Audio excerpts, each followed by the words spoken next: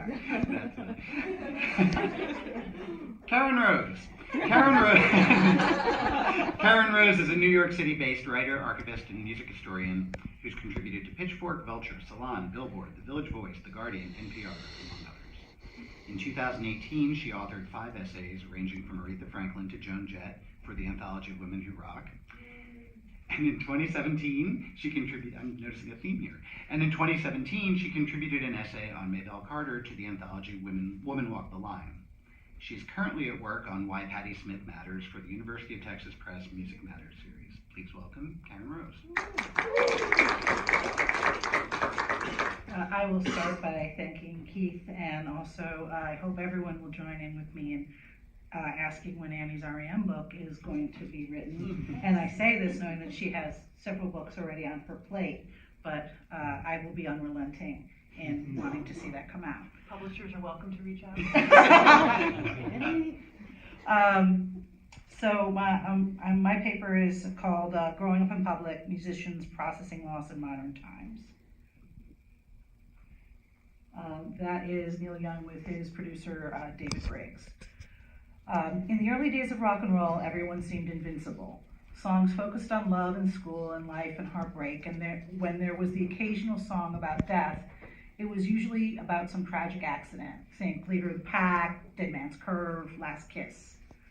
When we experienced actual deaths within the musicians who created the culture, they were due to incidents like plane crashes or motorcycle accidents, and later, from drugs, the classic death by misadventure.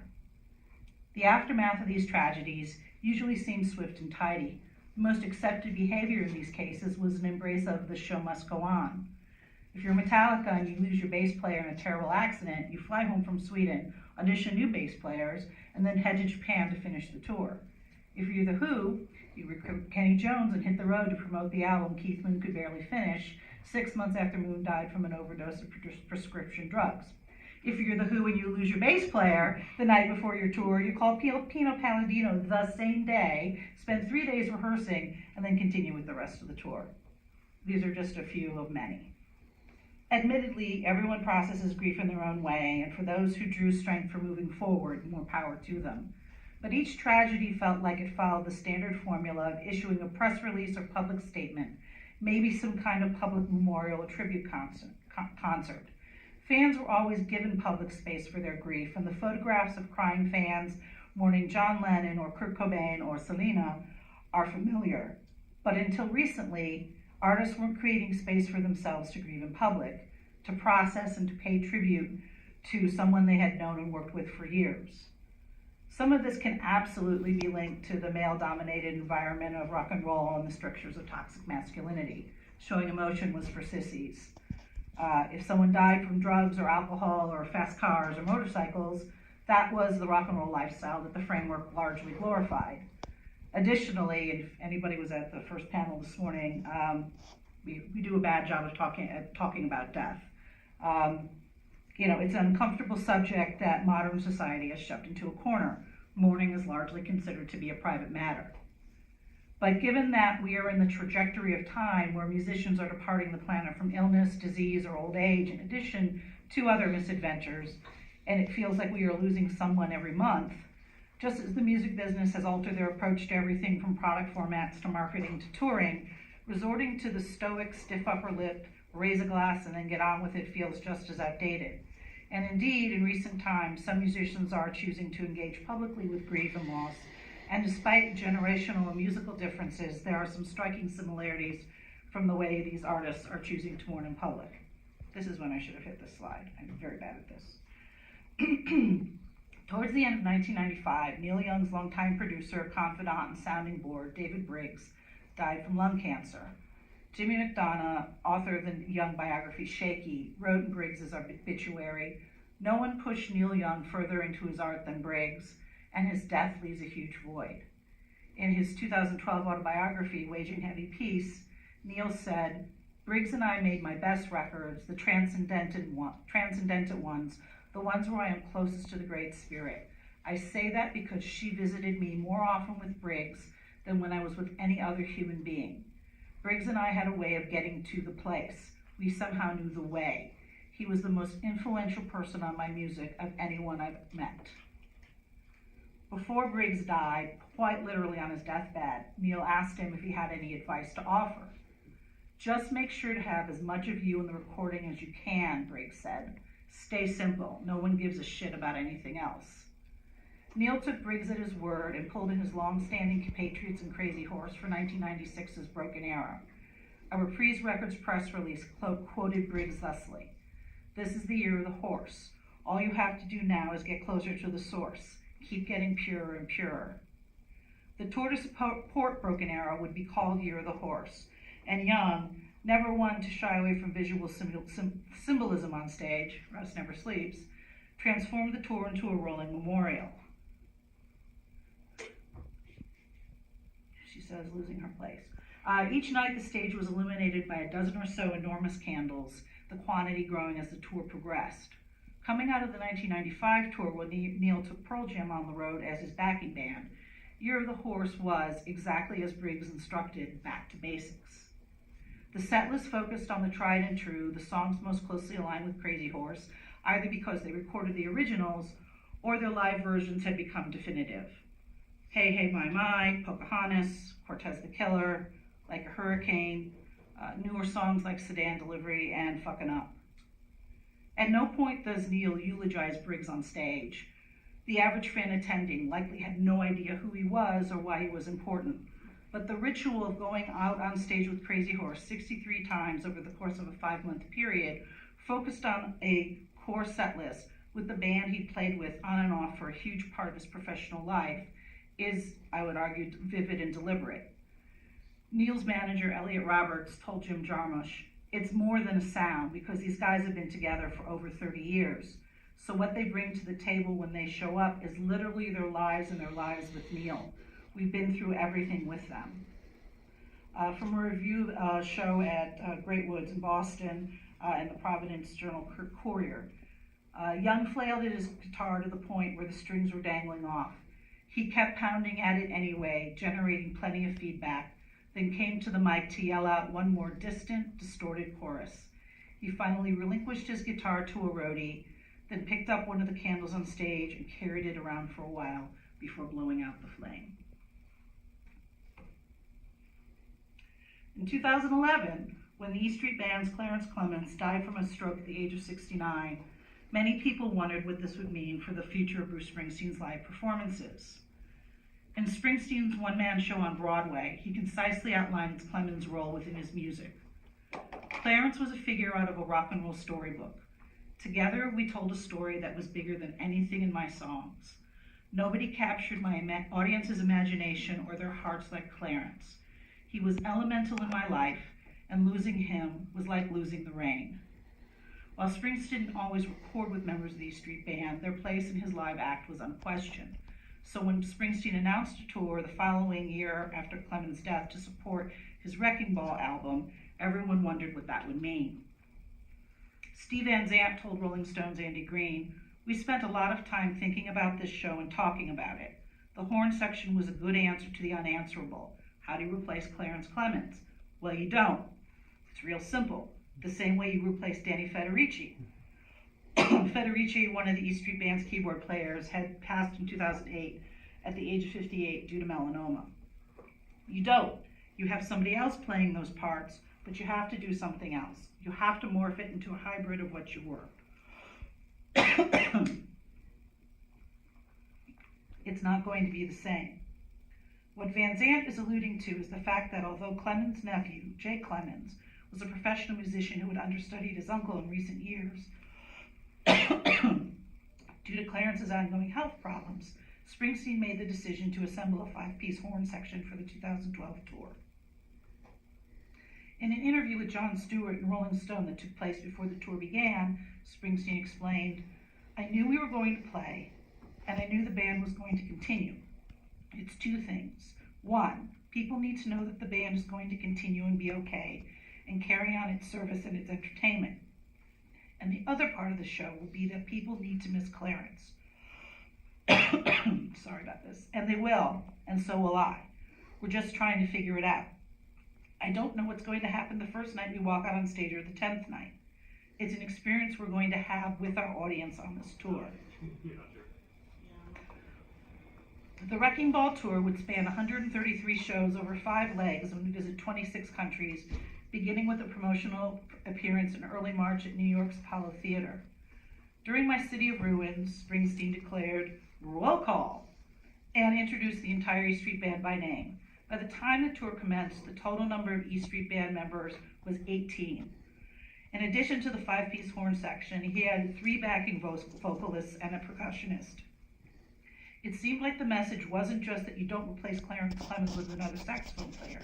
You need another 8 people to fill that enormous gap on stage right. When he reached the end of the introductions that night at the Apollo, Springsteen paused and asked repeatedly, "Are we missing anybody?" Until he got the desired volume of response. And as the crowd cheered, a spotlight shone down on a saxophone positioned adjacent to the organ, positioned exactly as it would have been when Clemens Federici were still with us. Once everyone was done cheering, Springsteen would close the thought by saying, "The only thing I can guarantee is if you're here and we're here, then they're here." This routine would take place every single night without fail until the end of the tour. Springsteen continually maintained that the central theme of the 2012 tour was the distance between America, reality, and the American dream, but I would argue that this mantra was the overarching theme of the tour. Its assertion that, as Springsteen said in Clemens' eulogy, Clarence doesn't leave the E Street Band when he dies, he leaves when we die.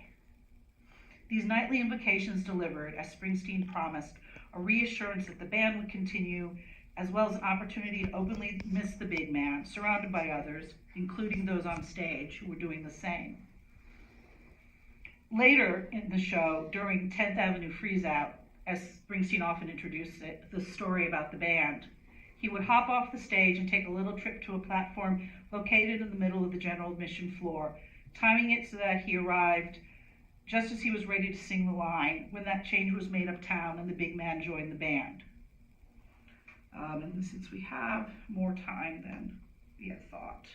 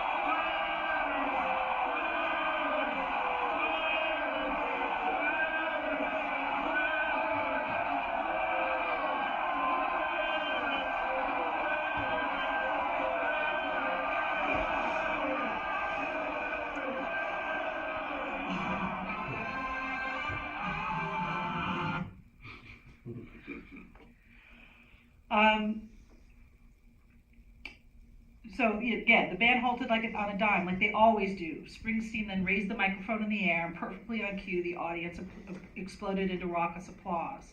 In the midst of hearing the legend of the band they were watching, at the line commemorating the very night in September of 1971 that the big man walked down the Asbury Park boardwalk, opened the door to the student Prince, and sat in with the Bruce Springsteen band, the audience saluted that moment and everything that happened afterwards. A few shows into the tour, Springsteen added something else to the moment. As soon as he sang the line and held the mic aloft, a video tribute, and that was actually the first show that they used the video tribute, featuring highlights of Bruce and Clarence throughout the years, along with Danny, was played on the big screens. And without fail, Bruce would turn and watch the videos with the crowd, and some nights you were absolutely positive that the moisture on his face wasn't just sweat. Watching Bruce and the band experience this night after night was like being witness to a spirit walk. 130 shows in front of audiences all over the world, getting the chance to not just say their own goodbyes to Clarence and that era of the E Street Band, but having the opportunity to mourn quite literally in concert with the band.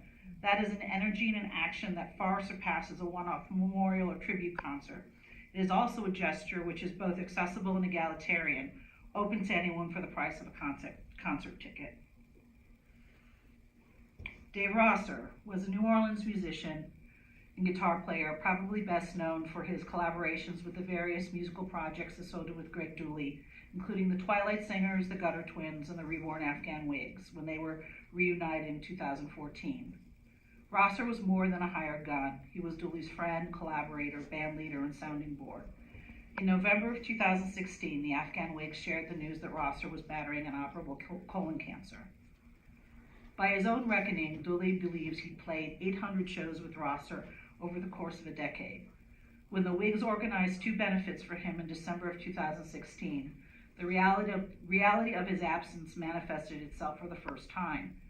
Dave always stands to my right, and I always turn around to him, Dulli told London in Stereo.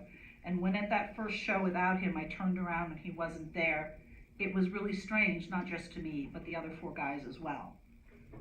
Rosser was part of the ensemble which recorded the 2017 Afghan Whigs album In Spades.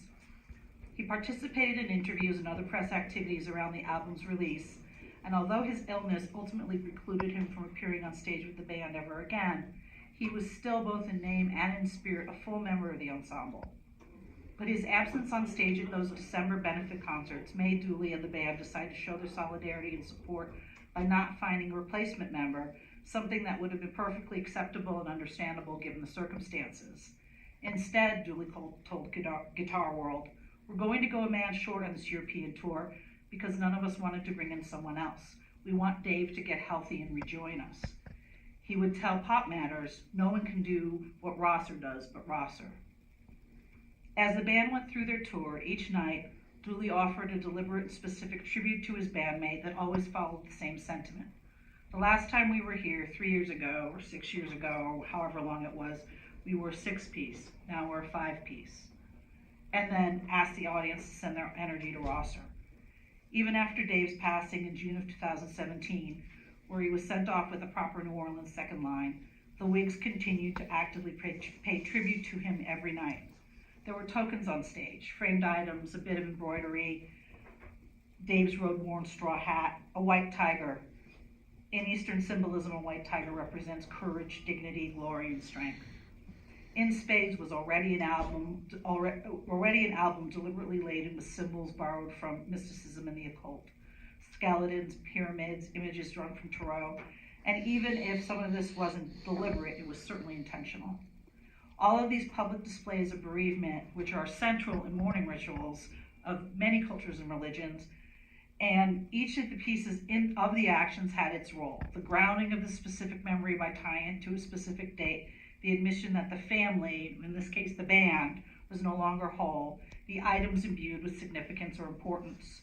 These actions allowed Rosser's bandmates to acknowledge their grief in public, to engage the audience in that grief, and to create a space where fans could share energy in the form of applause as condolence, while also being able to acknowledge the passing of someone whose contributions to art directly impacted them, even if they didn't have a personal relationship with him. In San Francisco, towards the end of the tour, the dedication went as follows. Last time we were on the stage was 3 years ago. We were a 6-piece that night. Tonight we are 5, but we always have Mr. Dave Rosser all around us. I tell folks this each and every night. We set up his amplifier every show just in case he wants to stop by and join us, and you'd be surprised, he stops by more than you would think. Keep smoking that reefer, he will show up in San Francisco. This is one of his favorite songs. I'm going to play it for you now. I'm going to play it for him. It's called Canrova. And Canrova would seamlessly segue into Jeff Buckley's Last Goodbye.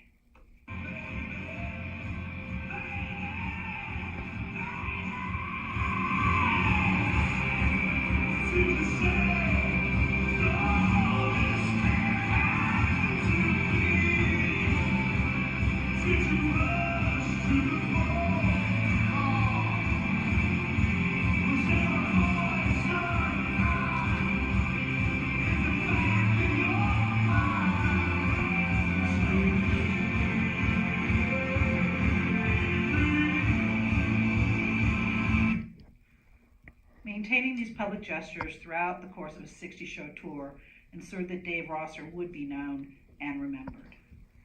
Thanks, everybody.